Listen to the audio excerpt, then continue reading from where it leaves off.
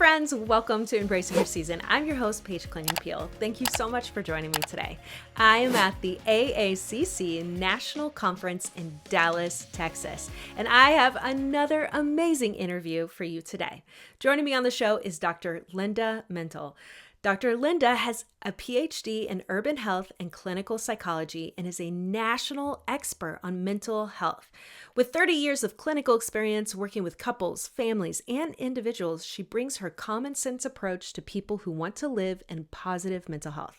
Dr. Linda is also a best-selling author with 20 books titles to her credit, a radio host of the Dr. Linda Mintle Show, professor, national speaker, winner of the Mom's Choice Award, and national news consultant, and a featured writer for BeliefNet. Make sure you stay tuned to the end of the show for my 3 takeaways from this interview. Now, let's get started with my conversation with Dr. Linda Mintle on this edition of Embracing Your Season. Well, I am at the AACC conference here in Dallas, and I've had an amazing experience talking to all the experts. And the one I have next, friends, I know you will enjoy the conversation we're about to have. I have with me Dr. Linda Mintle. Thank you so much for joining me. It's great to be here, and I don't know how enjoyable the conversation will be. Hopefully it'll be very informative, yes. Paige, because we really need to wake up the church, and the things that I've heard from the people that have been attending this conference and actually came to a session that I had today on the topic we're going to talk about, just heartbroken over what is happening in their own families with kids who have been raised as Christians, as they go out into the culture and they hear certain things and they think that, you know, the topic we're going to talk about is really not that big of a deal. It's ruining families, and it's really not helping the people who are engaged. So we've got to talk about something that's a little bit difficult that we don't always talk about in the church. That's right. And so today we're actually going to be talking about marijuana. We are. Which it's so quite confusing, is it not? Because there's several states that have made it recreationally legal to use this, medicinally legal. And so and I come from a state, I'm from Indiana, so it's still illegal where I am at. However, we are literally surrounded by the 3 states that obviously have dispensaries, and they use this as recreational drugs. And so it's hard to have those conversations with my own kids of why do other states allow this while our state does not. And so that's what we get to talk about today. You're going to bring all the information, but let's start with, what are the different types of marijuana and the usage of such? Yeah, and before we get into that, let me just say that it's federally illegal on every state. So I think it's really important for people to know that in terms of the federal government, it's still considered what we call a Schedule I drug. That's interesting. And Schedule I drugs have no medicinal use, so they do not have any purpose. So it is right there with heroin and other, like LSD and other drugs. Wow, fascinating. So, but what you need to know is that the Department of Health and Human Services is trying to reclassify marijuana to a Schedule III drug, which means it would be in the, like with Tylenol and codeine, ketamine, and some of these other drugs that we've heard about. And one of the pros that they're saying about that is then we could do better research.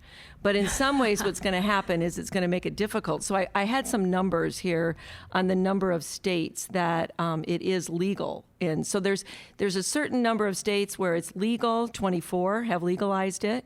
47 states have it for medical purposes only. And I really want to talk about that with you before the end of our show, because what is considered medical marijuana is actually commercialized marijuana, legalized marijuana. Most everything on the list of what a physician can recommend, physicians do not prescribe, they recommend. The conditions that the state puts out there, most all of those conditions have no evidence base that they help those conditions. So it's very confusing. So this term medical marijuana is really something that the medical establishment does not like, because this drug never went through FDA approval the way that most drugs come on board. It came through commercialization and profiting, political issues. And there's the number one leading expert at Harvard has talked about this is tragic, that this is becoming a political issue, and we're not looking at this from a medical standpoint, because when we start talking about the harms, there's a lot of harms in this. And then there's a few states that, they've decriminalized 7, So there's a lot of different levels of how this happens. And where it gets really confusing for the public is that marijuana is the plant, okay? So marijuana is a plant. But in that plant, there's a lot of chemicals and a lot of compounds that are in there. And so what we have here is we've got marijuana that everybody has heard about, which usually we're thinking about that with the THC. So that's the psychoactive component that gives people the high. So that's the part that people, the euphoria that people get.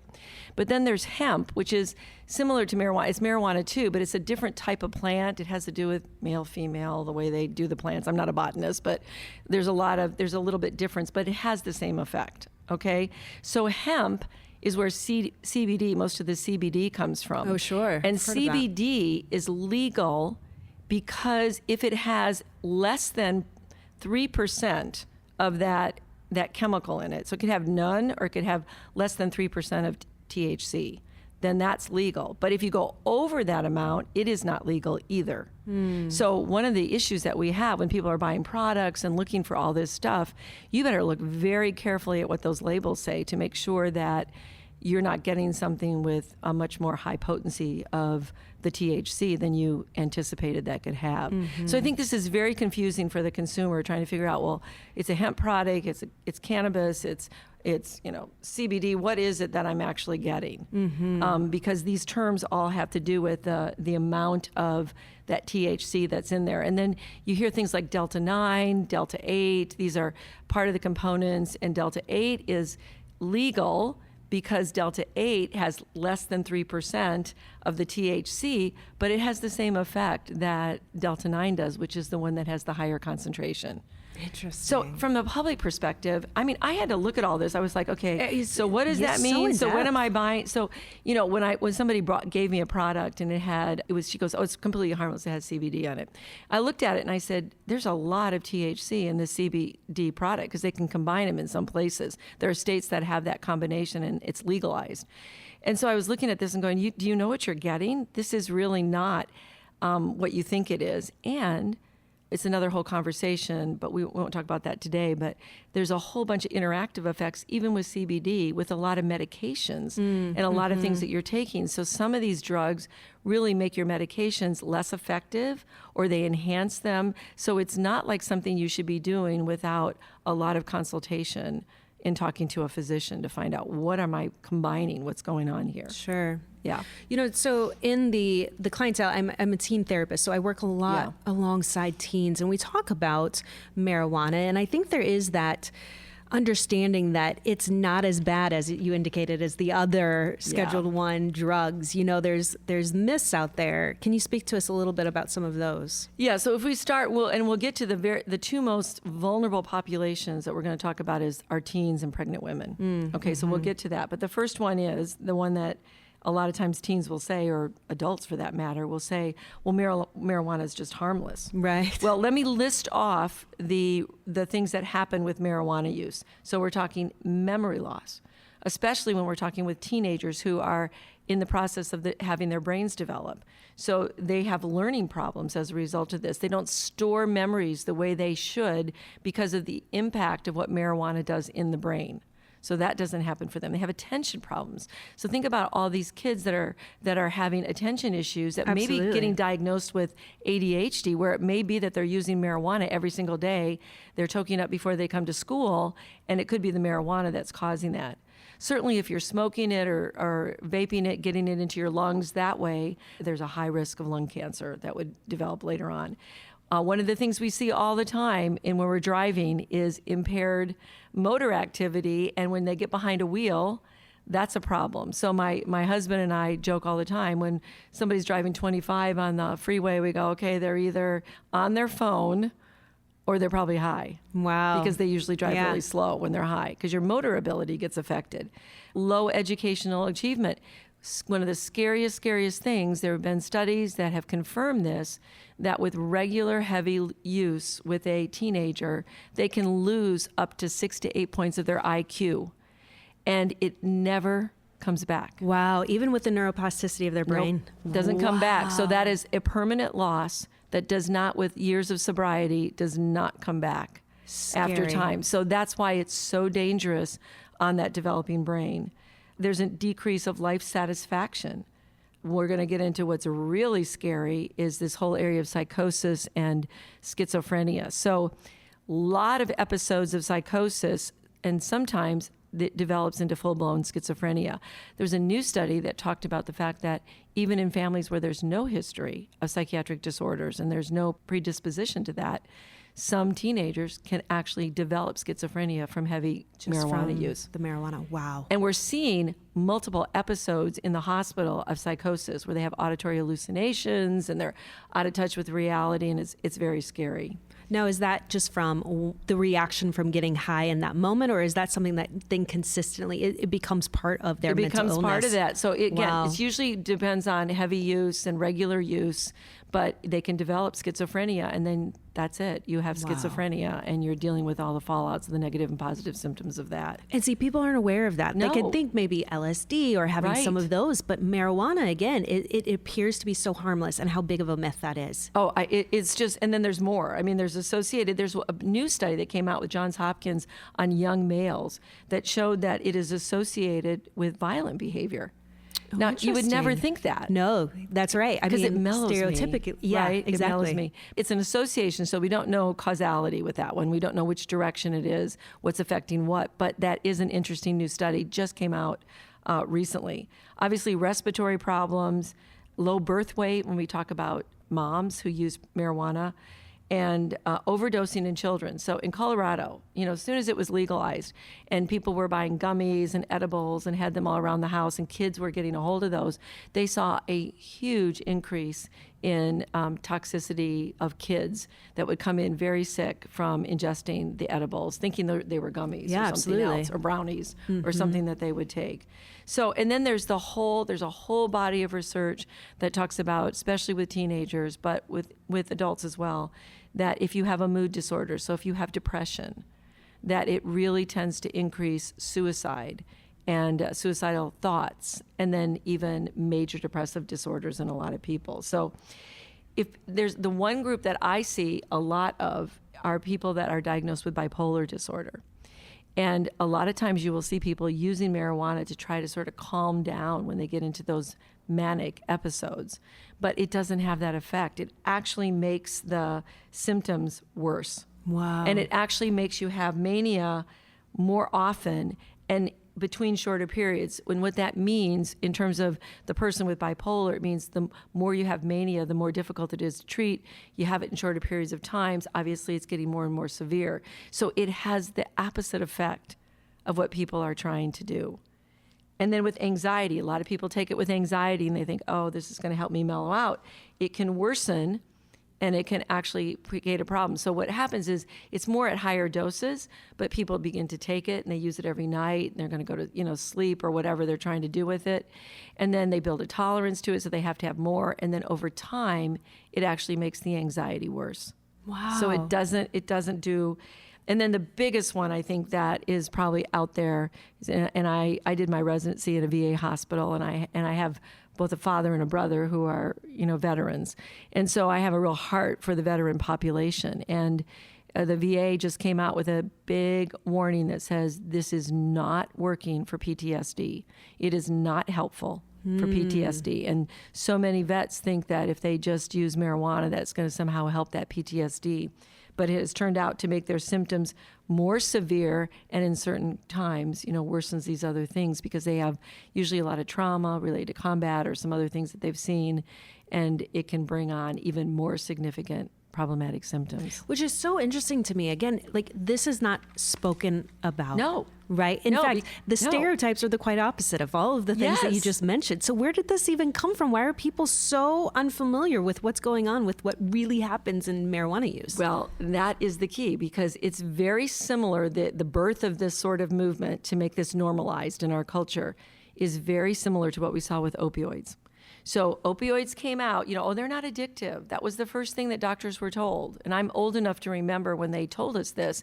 And then they told us we had to treat people's pain with opioids. We have to. It's the fifth vital sign. And hospitals were not even given funding if they didn't use these drugs. Man. And they were all based on big pharma. So, if a lot of people may have seen the movie that was done. It was off of a book called Dope Sick, which became a New York Times bestseller. Beth Lacey wrote that book, and then they did a movie on it. But it really talks about how big pharma gets involved in manufacturing this drug is profit. So again, the marijuana movement did not come through the normal channels of the federal government doing the FDA looking at this drug and going, okay, we have to look at it, we have to test it, we have to do randomized trials, we have to see what the impact of this is, we have to make sure that people have informed consent when they're using it, they know what they're getting into. It didn't come through that at all. Wow. It came from commercialization. And it came from all these political people that wanted to legalize it, and it's all based on profit. So these states are making tons of money. So currently I live in Oklahoma, and it's a very conservative state with a conservative governor. But in the city of Tulsa where I live, it is not legal, but there is a dispensary on every corner of that town. I really want to take a camera and do a documentary on why are there so many dispensaries in Oklahoma when it's not even legalized. Wow. Surely all these people have marijuana medical cards that they need to go into and get help for. And again, when we talk a little bit more about that, the things that are on those cards, there's no evidence to say that it's working for these things. So like anxiety and PTSD, yet those are the conditions people have the cards for that say, oh, yeah, look, I have a medical marijuana card. I want this for my anxiety. There's no evidence that in fact, we were just talking about how it actually makes things worse over the long run. Wow. So where is all this coming? They're making tons of money. And what happens is it goes to taxes and then it funds a bunch of stuff in the state. And I'm like, well, they're just going to have to fund a bunch of addiction centers again because we're going to have so many people addicted over time. So let's go into that, especially like the parents of the teenagers when they find out that their kiddos are engaging in these behaviors, they're getting it from their friends. In fact, I used to work within the school system as a high school therapist, and I'm still connected to the school system, and they were informing me that they had to expel 8 students recently due to having those vapes. They call them dabs, I think, dab pens. Well, dabbing's with a bong, and you heat it, so it's a little bit different. There's vaping that can actually use marijuana. Absolutely. And all of the things. I mean, this is ruining their lives. Well, the parents, they don't always know that it's happening, first off. Secondly, what do they do if they found out their kid's doing this? Can you address some of that? Yeah, and it's hard with information with teenagers, isn't it? Because you can say, when you're a teenager and you hear this is bad for you, in some ways you want to try it even more. But what is making it so difficult for parents is that it's almost become what used to be alcohol in high school, where obviously alcohol, when you use too much and you do it on a regular basis and you're doing it, drinking a lot of alcohol, that's going to have the same type of negative effects, right? But there's sort of this rite of passage, kids go and teenagers, they go to parties and they get drunk. And then, so now they're like, well, I'm going to be safer and I'm just going to get high instead with marijuana. But again, there's a myth that it's better than alcohol. That is not true either, because of the way marijuana stays in your system. And you can test positive for months after you've used it. Wow. And so I don't know that educating the kids is going to make a difference. It was interesting because in my workshop this morning, we had a lot of parents, and these are Christian families whose kids are using marijuana. And they said, well, I'm going to go back with all this information, and I'm going to say, here's what's really going on. Here's what's really you're not really understanding what this can do to you. How much does that stop kids from doing it? Not much. But if you begin to talk about this, especially with Christian, putting any kind of drug into your body and what's that doing to your body and what's that going to involve you doing, it makes you, more susceptible to doing something sexual. It makes you more susceptible to sort of risk behavior overall because you don't have the inhibition that you would if you weren't on a drug. You do things. So, we had talked a lot to teenagers about making sure you're not just taking what anybody gives you, because some of these drugs now are laced with fentanyl. Oh, absolutely. And you can overdose and die. I know a family that had 2 19-year-old boys, and they both died on the same morning because they used a drug that was laced with fentanyl. And it's like they're not regular users, but they tried it for the first time. So it's going to be tough for parents because you're fighting a media that continues to show it in movies. Yep. So you see it. I was watching some Netflix thing the other night, and they even had a rabbi who was smoking a joint with somebody. I was like, what? What is, so, showing it like you're having a glass of wine. It's this, they'll say, well, you have your glass of wine, then we're going to have our joint. But they're not the same. And that's one of the myths about alcohol. Alcohol goes out of your system really fast. And we know where the point is where you're in trouble. So it's 0.08 for all those teen drivers who know that if they're drinking and their alcohol content is over 0.08, they're going to get stopped and they're going to get a DUI. Mm-hmm. But with marijuana, we don't know. We don't know where that cutoff point is. We don't know how and when to say to them, don't get in a car because you're high. Mm-hmm. So this is really tough for parents because they're fighting this, media and cultural acceptance of all of this, which is all based on profit and money. It's not based on their well-being at all. Mm-hmm. So talking to them about what is good for you that will make you flourish in your life, and what are the pros of using? What are the cons of using? Have you ever seen one of your friends start with use, but then it becomes compulsive and they can't stop? Absolutely. In fact, that actually reminds me of a story. My daughters have someone that they went to elementary school. Both of my daughters are in high school now, and they saw the changes in the behavior. And initially they didn't know what was happening. And then they started realizing it was because she was a habitual marijuana user, that she would do it at parties. And then she started bringing it to school and hitting that, vape in the bathroom. And I had the conversation with my daughters. I was like, what do you think about that? And it's just, they just had sadness for her, that it had gotten to that place, to this addiction level. And so maybe speak to that a little bit. What if a parent, or like my girls, how do they speak to their friends when maybe this is a level of an addiction? Yeah, and I think as a friend, I would say something about, like, I noticed some things about you that have really changed. Are you aware of that? Are you aware of what other people are seeing as you're using? And has your friend group kind of narrowed to people that are only users? Because typically that's kind of what happens. Then you start to hang around people who are vaping in the bathroom with you. That's and you right. don't, why do you have to hide this? What's going on? Well, you're doing something that is illegal for your age right now, right? Mm-hmm. So you're already engaging in a behavior that's kind of risky. It could get you in a lot of trouble in school. Are you willing to risk that? So I think just having that conversation where you say, I'm really concerned about you, because what we know about addiction, and it's true that cannabis is an addiction. It's one of the 10 addictions that we diagnose. One of the things is when people start to use, they use for reasons like a party or, fun or recreation or whatever. But then what happens is the brain adapts and it becomes a chronic brain disease over time. That's what addiction is, a chronic brain disease. So your brain gets so narrowed into getting the drug, you're not having the same types of good decision making that you always do. And you can point that out to your friends, like, you're making kind of, bad decisions. I've noticed that. And you don't seem very motivated. And we used to do things that were really fun, and you've dropped out. You're not like playing soccer with us anymore. I just see you kind of hanging out and getting high. Where's that going to take you in your life? I think if you talk to them from a framework of concern for you, I'm just concerned for you and what I'm seeing, and maybe get them to think about that. One of the things that we do with teens all the time, and adults as well, is we use something called motivational interviewing, where we're trying to get them to see, when they're sort of ambivalent about it, we're trying to get them to see what are the pros and the cons. Like, you like the feeling you get when you're high, but then what happens that's negative as a result of that?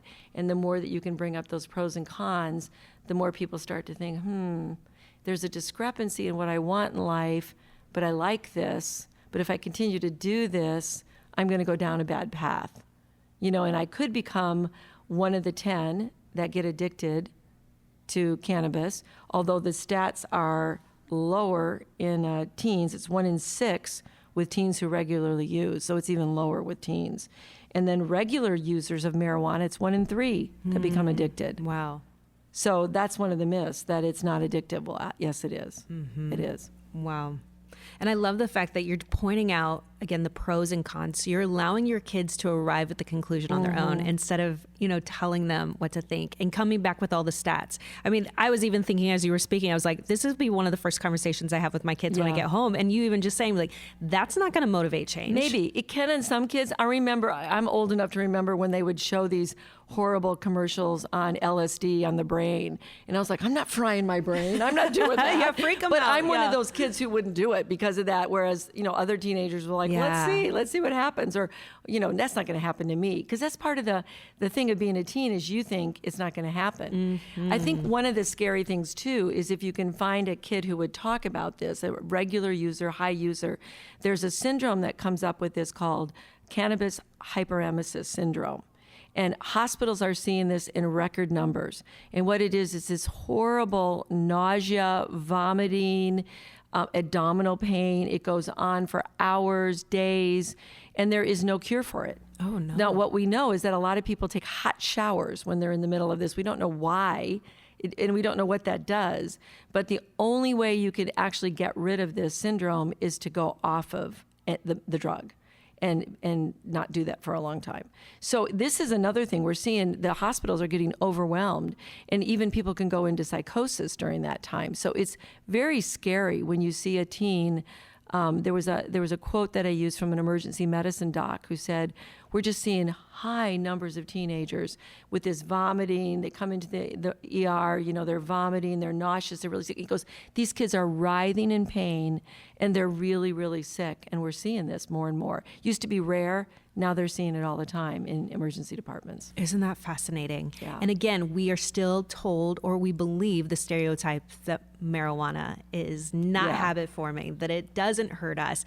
And then we have doctors prescribing it medicinally, not or prescribing, yes, recommending, yes. Which is also an interesting dynamic. So semantics of it all. Yeah, and I'm in medicine, so I teach in a medical school, and when I go to American Medical Association or I'm around a lot of physicians, I'll say, so what doctor recommends this when there's absolutely no evidence to say that this works? I mean, it would be like saying, okay, you have hypertension. Now my recommendation is you take an SSRI, you take an antidepressant for your hyper. It's not going to do anything. It's not going to help. This is the same thing. Mm-hmm. So I'm like, what doctor recommends and gives it? And most of the time the answers I get are people who just want a lot of money. They just want to be, they just recommend it. They get money for it. And it isn't, I get Groupons to get medical marijuana cards all the time. I don't know if you ever see those in your inbox. No. I get them all the time, that I can get them instead of $69 or $49, So what is happening is the doctor gives and so a lot of times what happens is you meet with a doctor like in 10 minutes on like telehealth, like on a website. Then they certify it and say, okay, for you have anxiety in the Commonwealth of Virginia, anxiety is one of the conditions you can get a medical marijuana card for. So then they get their medical marijuana card. They go to a dispensary. Now, I really want people to understand this. There's no pharmacist who's been trained in medicine. There's no doctor giving doses and how often you should be taking this. It's a bud tender. It's a drug dealer. It's it's an employee of the dispensary. And they've been trying to change their name to med tender, which is awful because they have no medical background. Sure. So I have a funny story. I went into, I was in Palm Springs for a pain conference, Mayo Clinic. And so I decided, there's a lot of marijuana in Palm Springs. And it's kind of like an old hippie community when you go walk the downtown. And so there are dispensaries everywhere. So, I did a little bit of an untruth, but I walked in, I said, so my daughter's pregnant and she's having a lot of, nausea and vomit, she's vomiting. She's in that first trimester. Would you recommend that she use marijuana? Oh, absolutely. Absolutely. And then I just kind of waited and I thought, And I said, do you have any idea what this does to a pregnant woman? And low birth weight of the baby, gestational problems. More of those babies are in the NICU because of the problems that are going on, because it affects the developing brain. The guy just looked at me. And I'm like, I cannot believe you have no medical training. How dare you tell a woman who has, is in the process of forming a baby that this is harmless to her? You are lying to these people. Mm-hmm. I wanted my phone. I should have been like doing a, I could have put this on the internet, but it makes me so angry when I see that stuff. And it also, people should know that if you're breastfeeding a baby, that goes through the breast milk. So the baby is getting this drug. And I threw in a little slide today that I thought was really interesting because a lot of people know about secondhand smoke. Same thing is true with marijuana. There's secondhand marijuana smoke. So we are seeing kids who test positive who live in homes where people smoke marijuana every time, regularly and at high doses. Those kids are positive for marijuana. Really? So they're having the same brain impact that you referred to earlier? We don't know yet, but it's secondhand smoke and they're testing wow. positive. So we don't know how that's going to play out. So this is pretty frightening stuff when you start to really uncover it. But you're not going to hear this because they want to make a profit. They want to sell the money. They've got states and politicians convinced, which is why a lot of physicians are now starting to push back and go to Washington and talk to their Congress and saying, this is harmful. And here we are again with another substance like the opioids. And now we're going to go through and we're going to get all these people using marijuana. We're going to have multiple problems on our hands and people's lives will have been shattered and destroyed because you wanted money. Yep. It's scary. It's that whole line in the Bible where it talks about you're selling your soul for the world. Yeah. So sad. It is. Well, thank you for your research. Thank you for speaking and advocating for the next generation and just helping parents raise their kids well and equipped to have these conversations. Because as you indicated, they are everywhere and there's so many misnomers. There's so many stereotypes that are inaccurate that are informing the way that we parent and speak about these topics. I would love for people to get your information and find your resources. Where can they find those? So if you just go to my website, it's my name. It's drlindamintle.com. And I've got blogs on this. I actually do a podcast as well nationally. So we've done a few podcasts on this. We may do more just to inform parents on a lot of this stuff. But yeah, drlindamintle.com. Awesome. Well, thank you so much for all of this. I appreciate your time today. Okay. Thanks, Paige. Well, friends, I hope that you've learned one or two things from the conversation with Dr. Linda Mintle today. I know that I have, because we live in a country where there are states where they legalize marijuana. In fact, in the state of Indiana, we are surrounded by other states that have it legalized. Therefore, kids, adults, people go to these other states, get these items, and then bring it back to use recreationally or medicinally. It depends on the need or the desire, but we all lack the education that Dr. Mintle gave us today. I found it quite fascinating. In fact, that's some of my takeaways that I want to share with you, which you may have picked up on. The first, marijuana is not harmless, friends. This is one of those things that I have heard so many times from many people, in fact, both adults and teenagers, that they view pot as something that is harmless. But as Dr. Mintle described, that they're coming out with research now that shows that there is going to be memory losses, that there's a learning loss, their IQ goes down. And I know that in my children's lives, they've actually seen kids change their personalities. Their weight has fluctuated, actually increased weight for those that have started using pot more frequently. They've lost friends, they've lost motivation.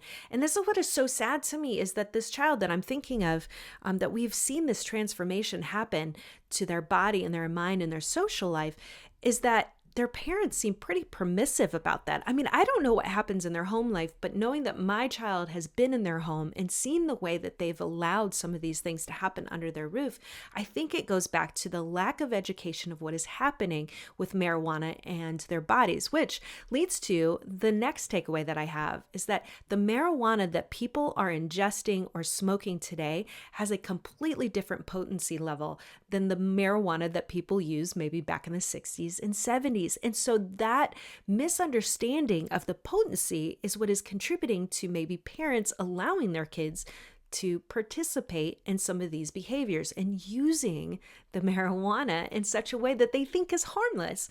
But we know that any drug, and that includes caffeine, friends, any drug impacts your brain and body. So we want to make sure that we're good stewards of what are we ingesting. And if we're using something that is impeding our day-to-day life, or we're using it to escape from our day-to-day life, then we know that it's probably become an idol in our lives. And it's something that we need to reconsider. Why are we relying on that too much? My third takeaway is more from the parenting perspective of oftentimes we use fear to motivate our kids. So we use fear to tell our kids not to do drugs because they might die from them, or that it will make bad decisions. Or I know I've heard the the example of LSD, that once you take one trip, you'll never leave the trip. That's terrifying for me. I know I was told that as a child, and therefore I never wanted to touch it. So sometimes fear can be a motivating factor in helping kids make wiser choices. But here's what I have found, and maybe you recognize this in your own life, is that sometimes fear just needs to be faced and then gotten over. So once they get over that hump, then they start participating in behaviors that once they were scared of and now they realize aren't a big deal. I feel like drugs is one of those examples where they see their friends or they see society as a whole using certain drugs like marijuana, not seeing a negative consequence of using it. In fact, they're making it seem like it's really fun. So then they start participating in that behavior. So we can never use fear to dominate the way that we parent our kids. Instead, we have to use education. Instead, we have to model good behaviors. We have to talk to them about what the realities are for some of the behaviors that they want to participate in or that they're interested in participating in. So friends, if you are using fear to dominate your parenting, I challenge you right now to rediscover a different way of talking to your kids and maybe starting out with education and why you don't want them to participate in certain behaviors. So friends, I hope that this conversation was enlightening. I hope that you learned a lot of information that you could even just share with your friends and family, because this is happening more and more across our country. Educate yourself, do the research, and then become empowered to act out the best way to live your life for Jesus. So I want to thank you so much for listening to the show. If you have any feedback or guests you would like to see on the show, I would love to hear from you. So go ahead and email me at paigeklingandpeel@gmail.com. We have tons of exciting interviews coming up, so be sure to tune in again next time for another edition of Embracing Your Season.